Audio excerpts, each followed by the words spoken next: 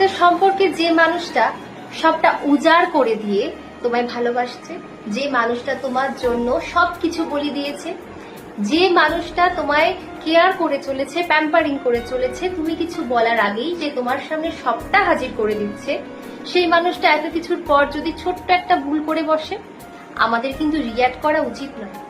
আমরা কিন্তু সেই ভুলটাই করে থাকি, কিন্তু সেই মুহূর্তে সেই মানুষটা যতটা না কষ্ট পায় তার দ্বিগুণের বেশি কষ্ট কিন্তু আমরা নিজেরা পাই। কেন? সেই মুহূর্তে তার পজিটিভ দিকগুলো ভেবে তার এই ছোট্ট নেগেটিভ দিকটাকে আমরা ক্ষমা করতে পারি না? তাকে এটা তো বুঝতে চেষ্টা করতে পারি যে কেন করলো, তাকে তো বোঝাতে পারি, তাই না?